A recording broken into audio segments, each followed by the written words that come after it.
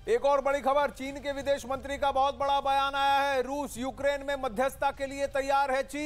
चीन के मीडिया के हवाले से यह खबर है कि चीन अब रूस और यूक्रेन के बीच मध्यस्थता के लिए तैयार है। चीन के विदेश मंत्री का बहुत बड़ा बयान कि रूस यूक्रेन में मध्यस्थता के लिए चीन तैयार है।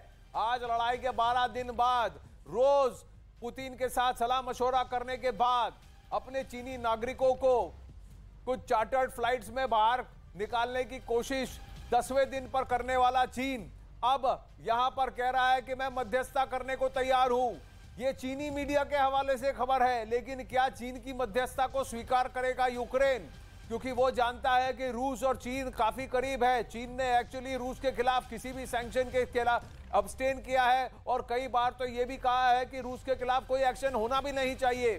चीन इतना बड़ा देश, इतना बड़ा सुपर पावर होकर भी यूएन सिक्योरिटी काउंसिल में उसकी वीटो पावर होने के बावजूद चीन ने इस बार रूस के इस आक्रामक रवैये पर कुछ नहीं कहा। लेकिन अब कह रहा है कि मैं शांति के लिए पहल करूंगा। जो खुद आक्रांता है, जिसने खुद गलवान में गलत कदम उठाए, जो भारत की भूमि पर गंदी नजर बनाए रखा है, जो तिब्बत पर कब्जा करके बैठा है, ताइवान पर बार बार आक्रमण करता है, वो चीन जिसने हांगकांग को हथिया लिया, वो अब रूस और यूक्रेन के बीच मध्यस्थता करने की बात कर रहा है। वहीं यूक्रेन की राजधानी कीव पर कब्जा करने के लिए रूस ने हमला और तेज कर दिया है। रूस की तरफ से कीव के कई इलाकों में जबरदस्त बमबारी की गई है। रूस की तरफ से दागे गए बमों ने वहां तबाही मचा दी। बमबारी की चपेट में आए एक मकान से आग की ऊंची लपटें उठती हुई नजर आईं, जबकि कई और घरों से भी धुआं उठता दिखा। इस बीच वहां लगातार बम धमाकों और फायरिंग की आवाज भी सुनाई दी। रूसी सेना के हमले ने वहां पर सड़क पर खड़ी बसों को तहस नहस कर दिया।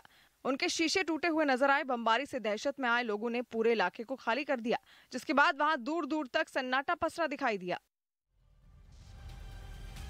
अब वहीं रूस यूक्रेन युद्ध के बीच एक और बहुत बड़ी खबर आ रही है। अब व्लादिमीर पुतिन जल्द से जल्द कीव पर कब्जा करना चाहेंगे। उनका करीब 12 से 15 दिन का प्लान है। युद्ध नीति थी यूक्रेन पर पूरी तरह से हावी होने के लिए, और उसमें अगर खार्किव और कीव गिर जाते हैं, पूरी तरह से रूसी कब्जे में आ जाते हैं, तो ज़ेलेंस्की को घुटने टिकने पड़ेंगे। अब यह साफ हो चुका है कि नेटो देश प्रत्यक्ष रूप से नहीं लड़ेंगे।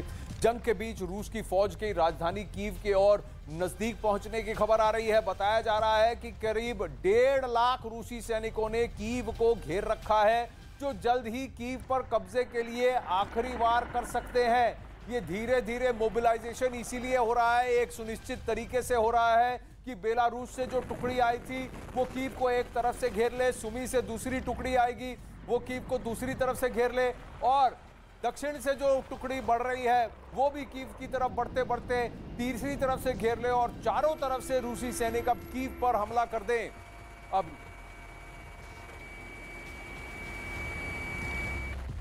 अब वहीं रूस यूक्रेन के युद्ध का असर जल्द आपकी जेब पर भी पड़ने जा रहा है। अंतर्राष्ट्रीय बाजार में तेल की कीमतें फिर आसमान छूने वाली है। अभी एक दिन पहले तो कम से कम $115 पर बैरल ब्रेंट क्रूड के दाम हो गए थे तेल